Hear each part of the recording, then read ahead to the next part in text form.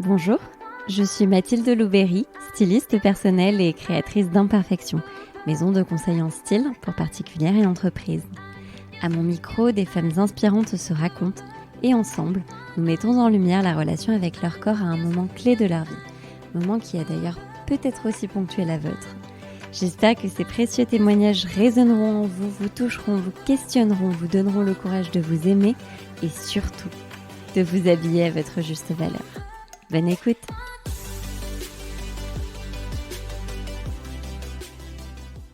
Cet épisode est soutenu par le Salon international de la lingerie qui œuvre un peu plus chaque année à la représentation des femmes dans leur diversité, une mission qui, comme vous le savez, me tient particulièrement à cœur. Allez, c'est parti pour l'épisode du jour. Ex-fit girl, désormais body positive queen, j'ai l'immense joie d'aller à la rencontre de Yasmine, alias Ellie Killeuse, sur les réseaux sociaux. Si 15 ans de fluctuation de poids ont précédé son déclic, Yasmine se confie aujourd'hui sur le moment où elle a réalisé s'aimer suffisamment pour abandonner les régimes. De ses lectures au tri drastique dans sa garde-robe, en passant par une consommation et une alimentation consciente, Yasmine nous dévoile ses secrets pour s'aimer. Secrets qui lui ont permis de prendre sa revanche sur celle qui, plus jeune, lui avait reproché d'être trop grosse pour le juste au corps, et secrets qui lui ont permis d'accueillir avec sérénité les changements corporels qu'implique la maternité. Aussi intime que réconfortant, son témoignage souligne l'importance du choix de ses vêtements dans le chemin de l'acceptation de soi. C'est donc avec une immense fierté que je vous partage aujourd'hui mon entretien avec Yasmine. Bonjour Yasmine. Bonjour, ça va? Très bien, et toi? Oui. Écoute, je suis ô combien ravie que tu m'accueilles chez toi avec ton petit Yael. Merci de m'accueillir. Avec grand plaisir. J'espère qu'il ne sera pas trop bruyant. Et m'en fera avec. Dans un premier temps, est-ce que tu pourrais te présenter, nous dire ce que tu fais dans la vie, l'âge que tu as? Alors, donc je m'appelle Yasmine, j'ai 33 ans depuis quelques jours et je suis auteure chez Marabout. J'ai écrit 2 livres sur le body positive. J'ai un compte Instagram du nom de Ellie Killeuse et à côté de ça, je travaille dans une banque. D'accord, multi-facette. C'est ça, polyvalente. Oui, tout à fait. Ok, et alors est-ce que tu peux nous parler de ta relation avec ton corps, l'historique que tu as avec ton corps, toi qui en parles si souvent et si bien sur tes réseaux? Alors, la relation avec mon corps, je dirais que la mauvaise relation avec mon corps a commencé à l'âge de 12 ans. Donc j'étais au collège et je faisais de la gym à l'époque en extrascolaire. Et la prof m'avait dit que j'étais trop grosse pour le juste au corps. Et donc à partir de là, j'ai commencé à faire des régimes, j'ai commencé à vouloir perdre du poids. Et en fait, maintenant que je vois des photos de moi à l'époque, j'étais pas du tout grosse, loin de là. Et vu qu'elle l'a mis dans un coin de ma tête, je le suis devenue. C'est ce que je dis souvent en fait. Je suis devenue à le croire. C'est-à-dire qu'à force de le croire, je suis devenue grosse. Voilà. Et donc j'ai passé ma vie à faire le yo-yo. Je dirais jusqu'à à peu près mes 27 ans où là j'ai eu un déclic et j'ai pris la décision de m'aimer telle que je suis pour en arriver là aujourd'hui. Déclic dont tu as décidé de nous parler aujourd'hui, oui. Je me trompe? C'est ça. Alors est-ce que tu peux nous en dire un peu plus? Quel est ce moment clé de ta vie de femme qui a bouleversé ta relation avec ton corps? En fait à l'époque je faisais du crossfit. Oui. J'avais repris le sport, j'avais commencé aussi un suivi alimentaire avec un coach qui était aussi un copain. Et donc je m'entraînais 3-4 fois, voire parfois 5 par semaine le matin avant d'aller travailler. En fait, j'allais... Alors attends, c'est la petite pause. Yael. Alors, voilà. Et on va entendre les petits bruits de tété. Et donc voilà, donc je m'entraînais 4 fois par semaine au CrossFit. Donc je me levais très tôt, je partais au CrossFit de 7h à 8h et ensuite j'allais au travail. Et puis on avait des douches collectives.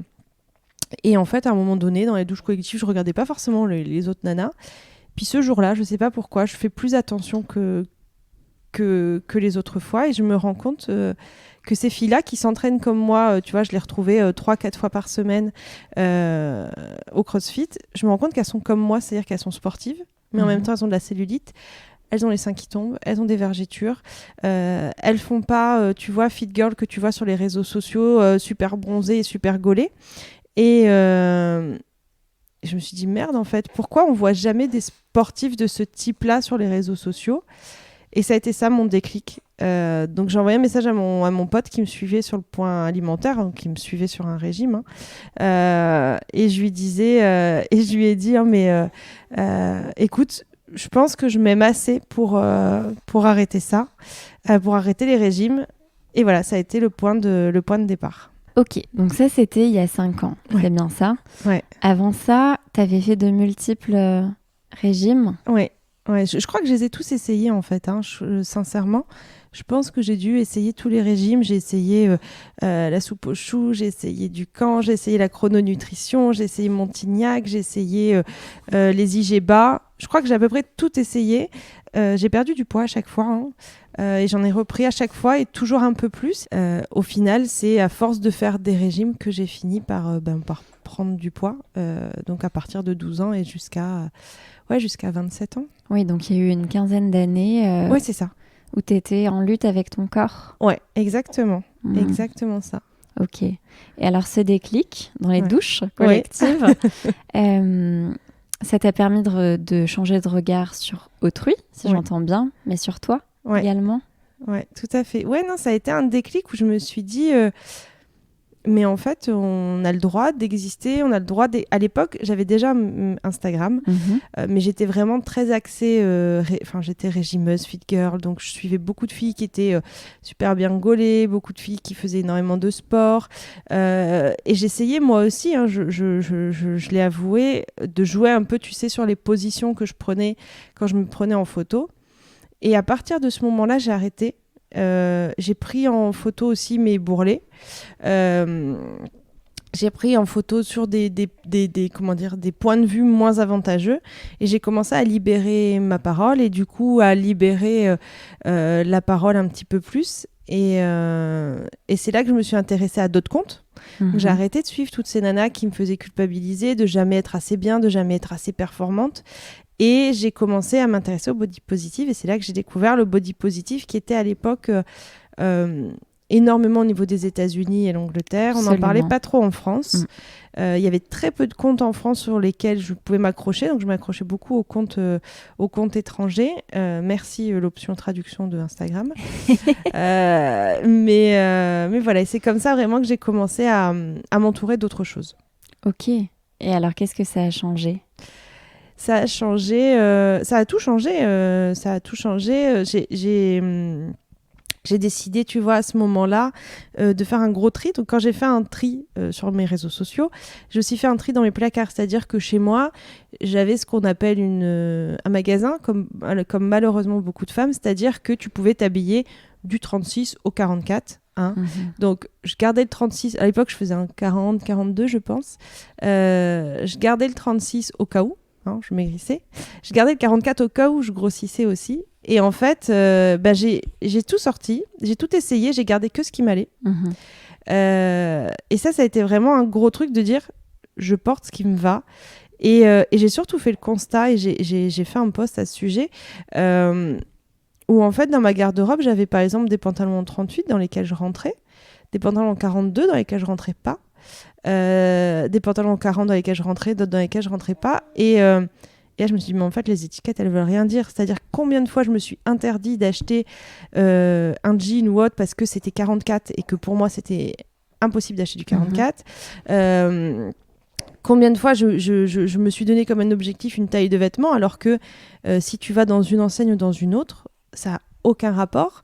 Tu peux très bien rentrer dans un 40, je vais dire, chez H&M et pas rentrer dans le 40 de chez Zara. Hein. Je pense que je ne serais pas la seule dans ce cas-là. Non, absolument pas.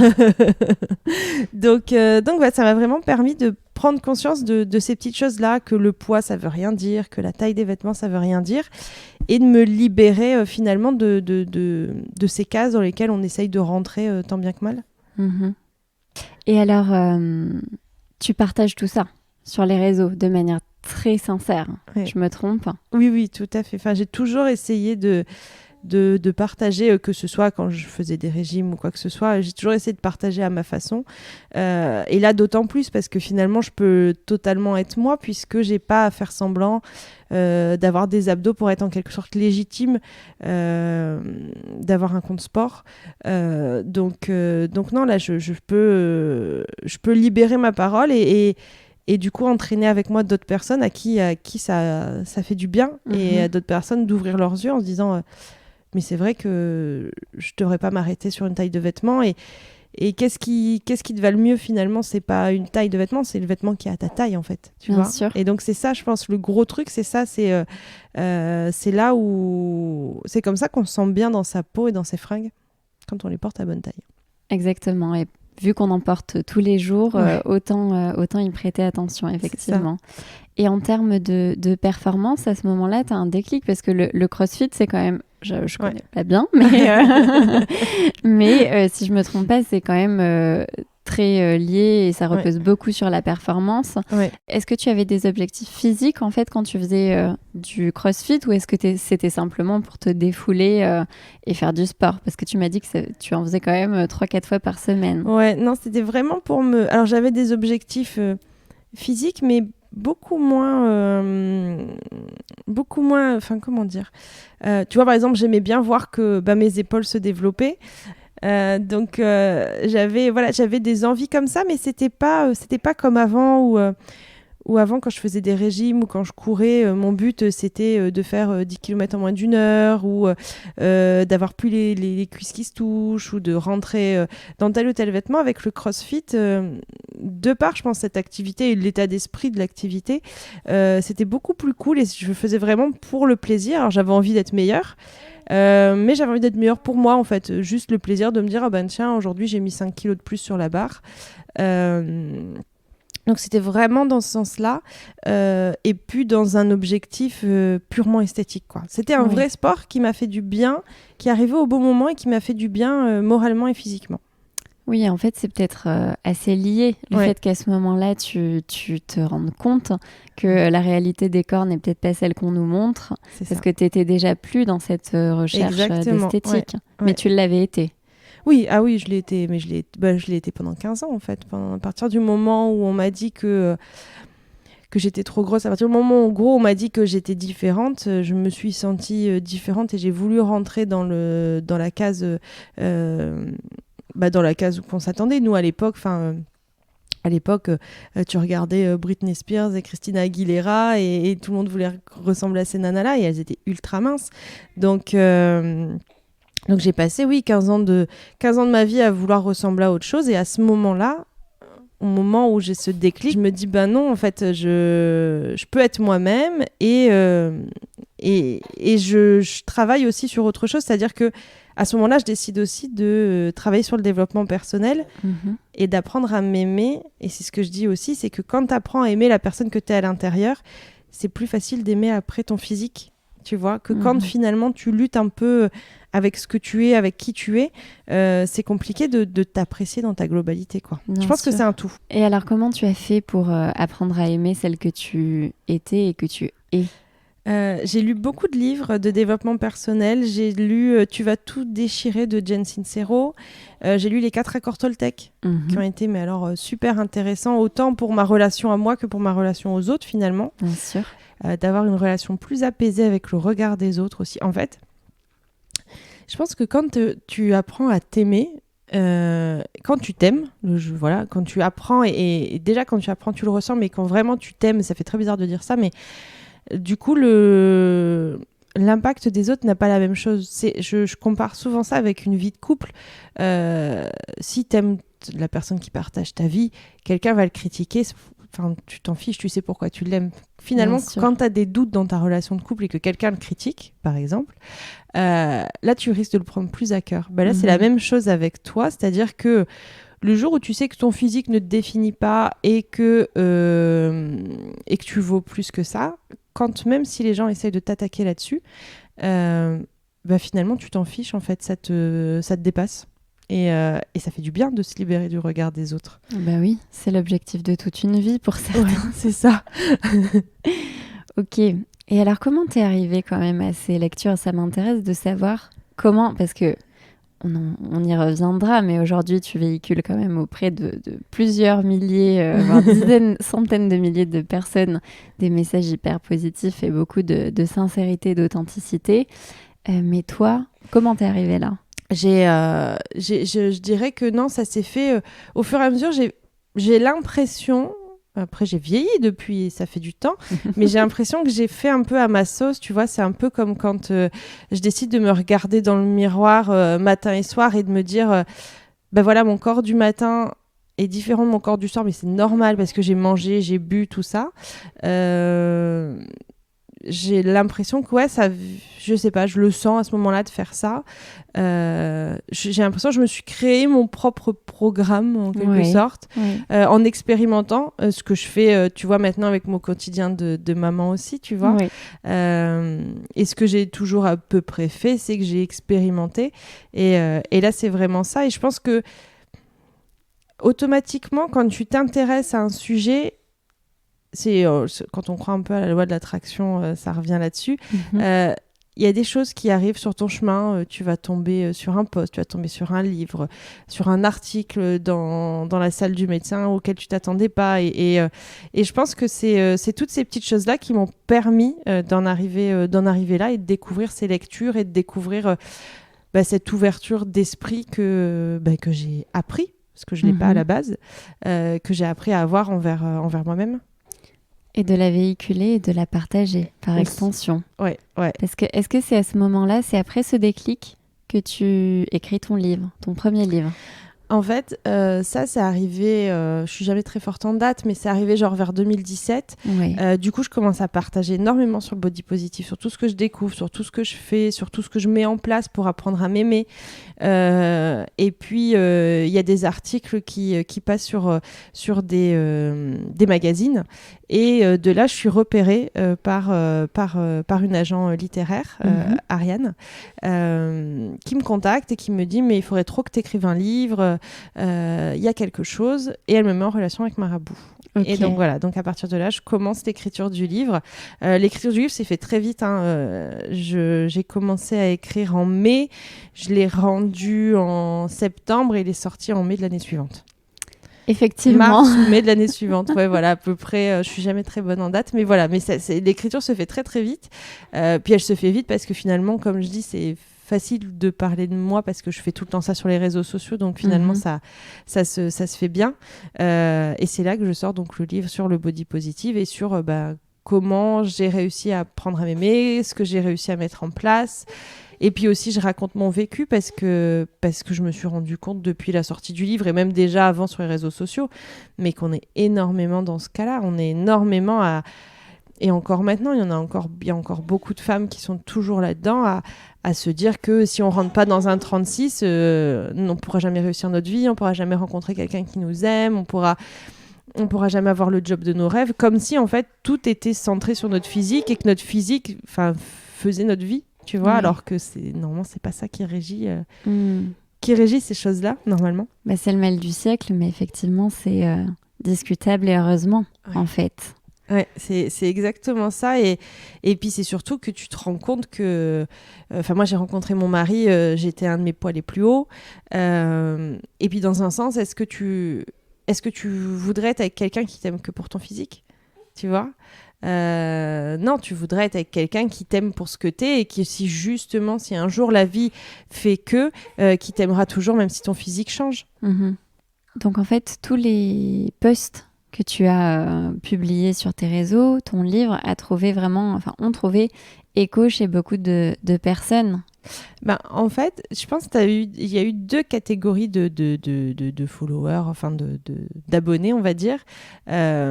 Il y a la catégorie qui a arrêté de me suivre parce que, mais je le dis aussi, je pense que moi-même à l'époque, j'aurais pu m'auto-arrêter de me suivre. En gros, si tu veux, quand tu es dans ce truc-là où tu es persuadé que la seule solution à ton bonheur, c'est de maigrir, quand quelqu'un arrive et te dit en fait, je suis heureuse dans un 42 et non, c'est pas le fait de maigrir qui te rend heureux, c'est le fait de t'aimer pour autre chose que ça, justement.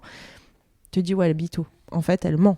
Et elle fait ça parce qu'en fait, elle a la flemme de maigrir. En fait, elle a baissé les bras. Et j'ai eu des messages comme ça de nanas qui m'ont dit, mais ouais, en fait, c'est juste que t'as plus envie de maigrir, donc tu t'es dit, je vais m'accepter grosse, en quelque sorte. Et je pense que j'aurais pu le penser moi aussi si 2 ans avant, j'étais tombée sur un post d'une nana comme le mien. Et puis, tu as une autre partie de nanas qui m'ont écrit en me disant moi, je te suivais au début, et puis j'ai arrêté de te suivre parce qu'en fait, quand tu perdais du poids, tu me faisais culpabiliser parce que moi, j'arrivais pas à en perdre. Et ça fait plaisir de te retrouver dans le body positive et de te trouver dans autre chose. Et en fait, maintenant, ça fait du bien de te lire. Donc voilà, je pense qu'il y a vraiment ces 2 catégories-là. Tu as celles que je culpabilisais avant, qui se sont retrouvées dans mes nouveaux posts. Et puis, tu as celles qui, du coup, je les faisais culpabiliser d'avoir toujours envie de maigrir et qui sont parties. Et puis, du coup, ouais, je pense que je me suis fait il y a une communauté qui m'a toujours suivie. Et puis, il y a une partie qui est arrivée à ce moment-là aussi, de personnes qui ont découvert ça et qui ont aimé le mouvement et qui ont aimé lire ce genre de choses qui sortaient un petit peu de l'ordinaire à l'époque. Aujourd'hui, on en parle beaucoup, mais à l'époque, on n'en parlait pas autant, quoi. Absolument. Et alors, toi, comment tu as géré ça, le fait justement de parler de nouveautés et de tâtonner, j'imagine? Je pense que j'ai partagé, comme j'ai toujours partagé, quel que soit le sujet, en fonction de ce que je ressentais au moment où je le ressentais, sans calcul, sans rien, peut-être parfois de façon maladroite. Et puis, le problème, si tu veux, quand tu commences à parler d'un sujet, c'est que les gens s'attendent à ce que tu sois parfait dans le sujet que tu abordes.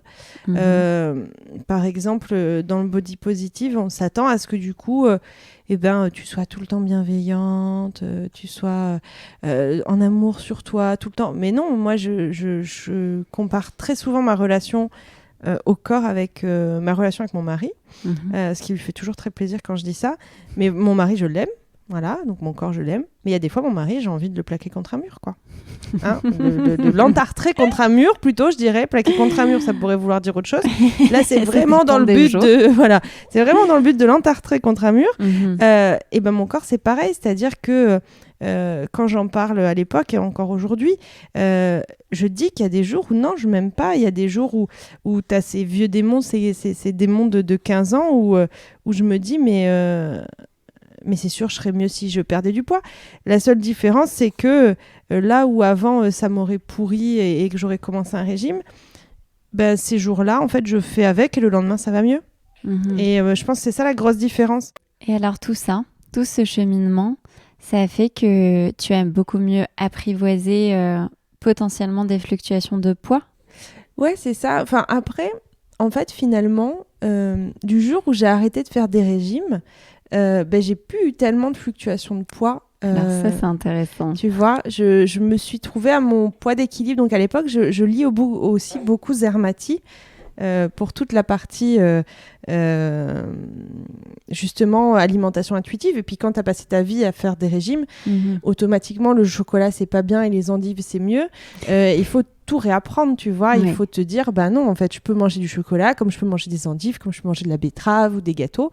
La seule chose, c'est de le faire quand on a faim. Et donc, je fais tout ce travail-là avec Zermati en lisant son livre pour réapprendre tout ça. Et en fait, mon poids, je me retrouve à un poids de 71 kilos. Alors, très souvent, tu vois, quand j'ai fait des régimes, j'ai toujours voulu aller sous les 60. Et quand je reprenais, souvent, je bloquais à 71. Et en fait... j'ai fait 71 kilos pendant 3 ans, à partir du moment où j'ai découvert le body positive. Donc, je faisais un 42, au niveau des vêtements, ça donnait à peu près ça, quoi. Pour donner une idée, je fais 1m71. Donc, tu sais, tu as le fameux truc de faut faire 10 kilos de moins que ta taille. Et en fait, mon poids ne bouge pas, alors jusqu'à ce que j'ai une grossesse qui se finisse en curetage, parce que j'ai fait un œuf clair. Donc, cet événement m'a fait prendre 10 kilos. Mais sinon, voilà, je ne fais rien. Je fais pas attention à ce que je mange comme je veux. Et je suis totalement stable à ce poids-là, en fait. Et fini le yo-yo dans un sens comme dans un autre. Donc là, si tu veux, ma garde-robe, aujourd'hui, j'ai plus 50 tailles. J'ai du 40, du 42, du 44, parce que, voilà, en fonction des marques, je rentre pas dans la même taille. Mais... j'ai vraiment que des vêtements qui me vont, que je peux mettre aujourd'hui et des vêtements que je pouvais mettre il y a 1 an, il y a 2 ans, il y a 3 ans. Et ça, c'est une vraie victoire. Ouais, c'est une vraie victoire.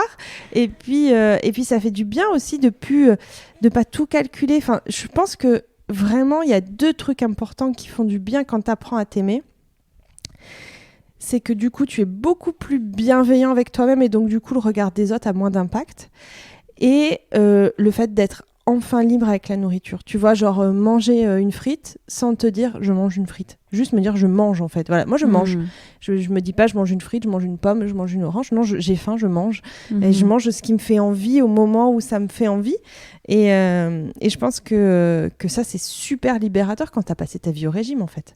Et on oublie qu'on peut juste manger sans calculer, sans compenser, sans se dire je vais courir, sans se dire ce soir je vais manger une soupe. Non, juste manger parce qu'on a envie de manger et qu'on a faim. Voilà. Mais oui, évidemment.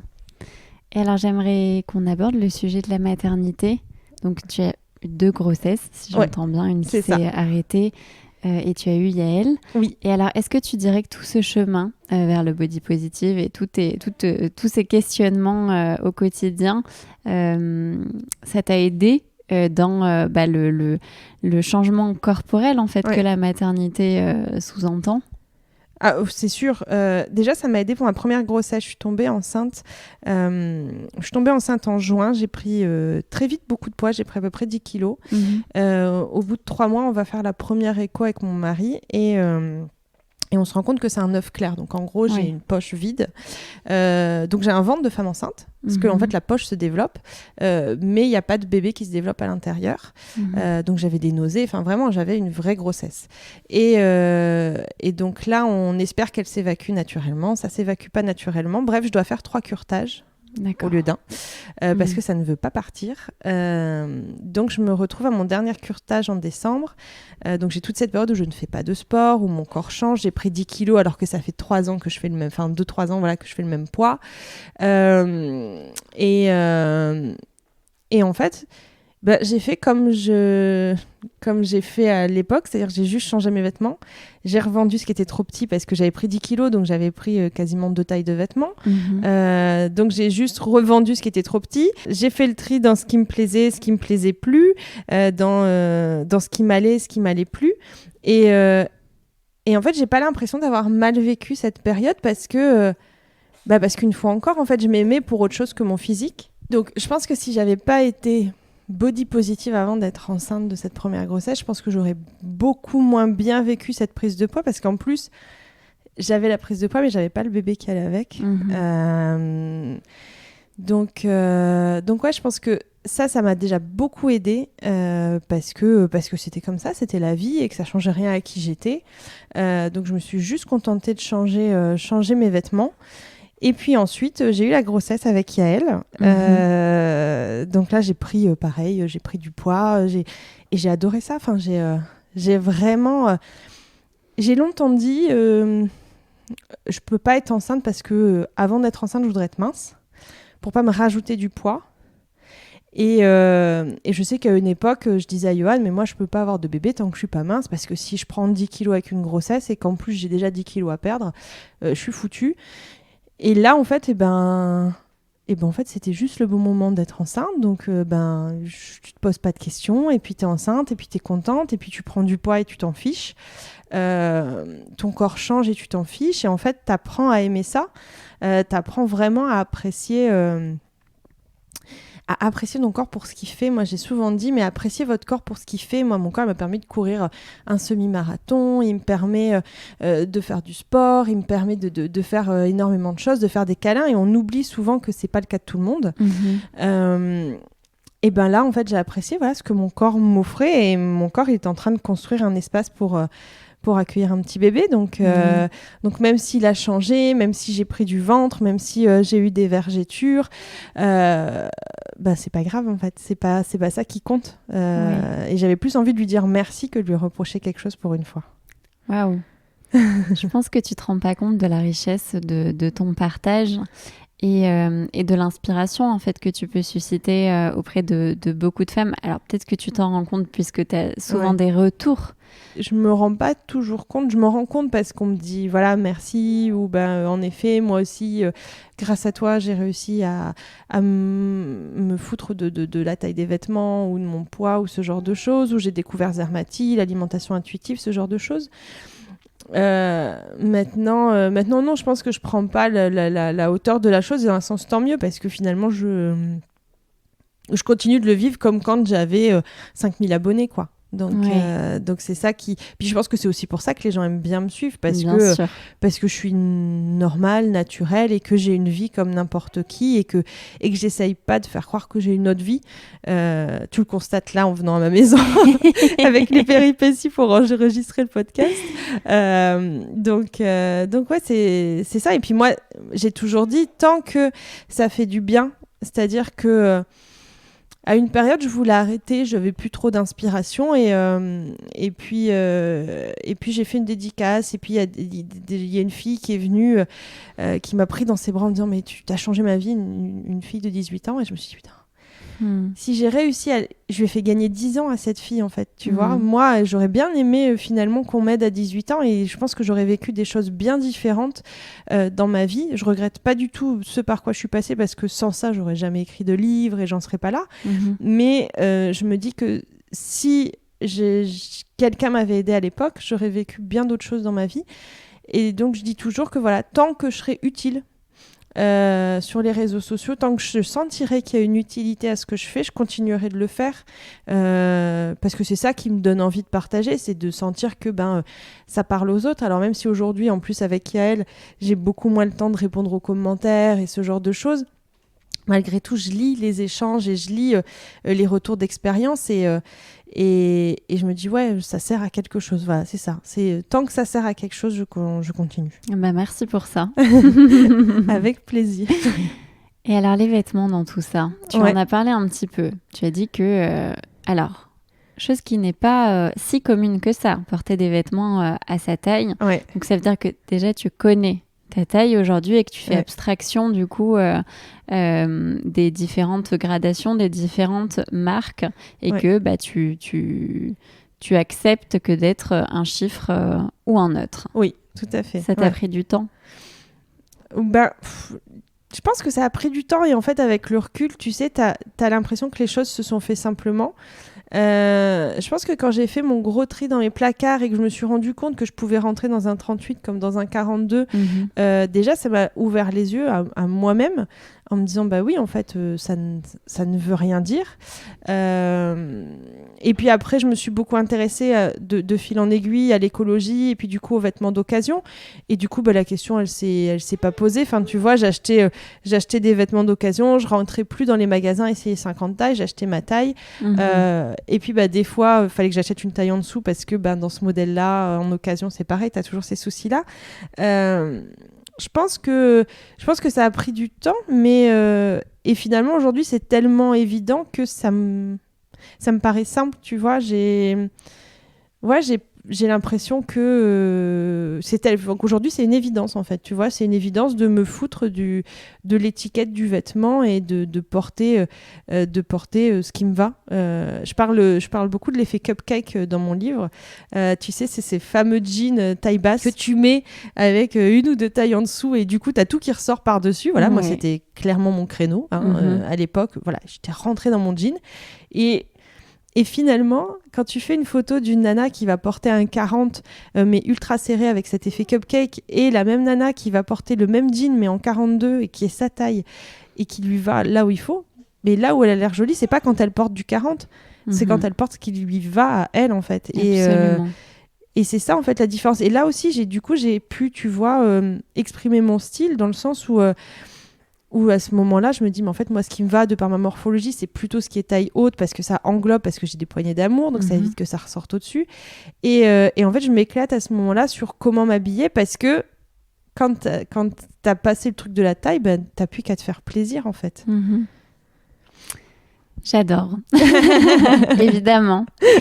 J'aurais aimé que tu nous parles de ton défi zéro shopping. Oui. C'était l'an dernier ou l'année d'avant? J'ai pas réussi à me souvenir. En fait, je l'ai fait juste après. C'était un très mauvais timing. Je l'ai fait en fait au moment du deuxième curtage. Donc c'était en 2018, donc en octobre.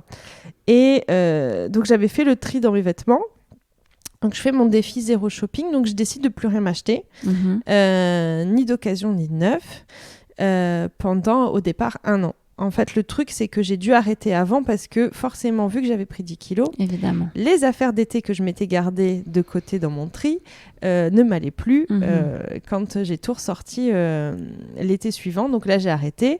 Mais ce que ça m'a permis, par contre, c'est de ne consommer que de l'occasion. En fait, à partir de ce défi-là, j'ai arrêté de faire les magasins et je me suis consacrée, tu vois, à Vinted ou maintenant plus récemment Roxing Club, à des sites de vente en ligne, aussi bien pour la planète que pour mon budget. Oui. Et puis toujours dans ce truc de style, c'est que quand tu vas dans les magasins, tu fais avec la mode. Donc si la mode c'est le skinny et que toi tu ressembles à rien dans un skinny, malheureusement tu peux pas acheter autre chose que du skinny. Enfin moi je me souviens qu'à une époque je cherchais des pantalons pas de def, mais c'était plus la mode, mais tu n'en trouves pas. Par contre, si tu vas sur les sites d'occasion, là, tu peux t'habiller en fonction de ce qui te va.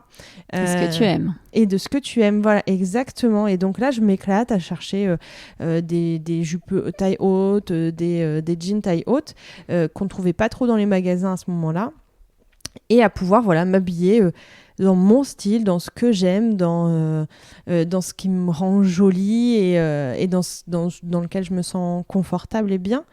Donc ouais, ce défi a été un nouveau déclic sur ma consommation et puis toujours sur ma façon de m'habiller, mon style en quelque sorte, en me rendant compte que j'ai le droit d'avoir mon propre style sans suivre la collection de Zara ou la collection de Mango du moment. Quoi. Et ce qui m'amène à la dernière question. Pour toi, Yasmine, s'habiller à sa juste valeur, qu'est-ce que ça veut dire ?